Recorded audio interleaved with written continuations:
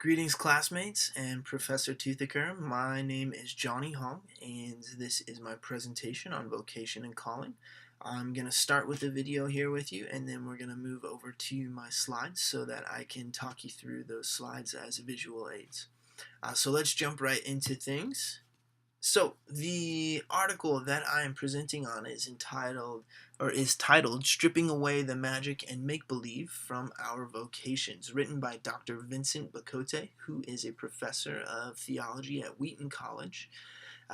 Dr. Bacote wrote this article after seeing the Broadway musical Pippin, which is a story of a young prince who is looking to find fulfillment through a series of challenges and adventures. And I'm going to place the link for that show in the notes, so take a look at that if you'd like.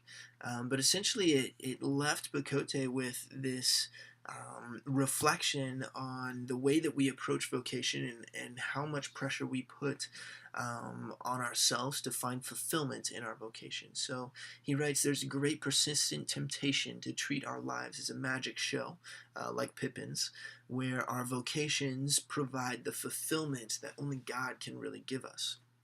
He goes on to say that as we embrace the fullness of our vocations before God, it's vital to resist a spiritualized form of idolatry, leading us to treat our work as a magical performance. So essentially, he's saying we can't become so focused on our work that we are looking for it to be our fulfillment in life.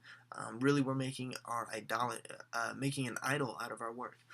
You'll notice that Bacote equates vocation to work, as in a profession, which in our reading we've seen some different things, but that's a key distinction to make at this point. So Bacote does talk about how to approach work and vocation appropriately, and he references a writer named R. Paul Stevens, who does a lot of writing on the ministry of lay workers, and he references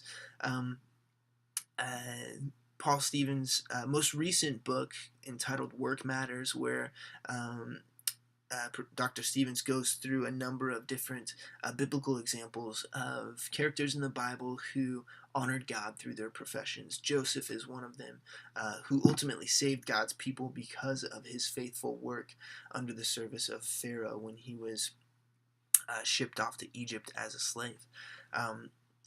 Another book of Stevens is The Other 6 Days, in which he goes on to talk about the way we approach our work as a ministry, regardless of whether we're a pastor, a clergy member, or a plumber, and how in each of those professions we are called to live out a vocation in a sense that is good and is pleasing to God.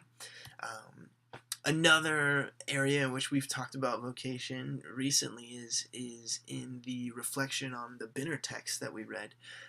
And this really struck home, and it reminded me of this text when I was reading Bacote. It talks about, David Binner talks about our false self, and essentially what I got from Bacote was that he was talking about when we allow vocation to, or excuse me, our jobs to be a part of our false self, in that we become attached to our job because it's something that we think makes us special. But the problem is that attachment is creating an idol out of our work.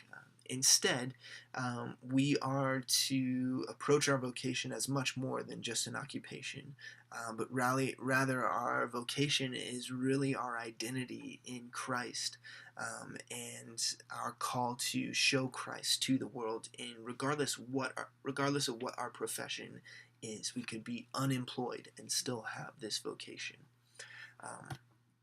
So Bacote writes out this final question. He says, how do you regard your work? Do you try and create an anti-Ecclesiastes illusion? Do you worship God truly and dive into your work without creating a vocational idol? So he contrasts that ability to approach our work from the place of idolatry or without idolatry. And ultimately, that's what it comes down to, which I think Binner does a great job of creating that distinction and helping us understand how to approach our work and our vocation in a way that's really honoring God without creating an idol of our work. So that's my presentation. 5 minutes went by really quickly. I look forward to seeing everyone else's presentation.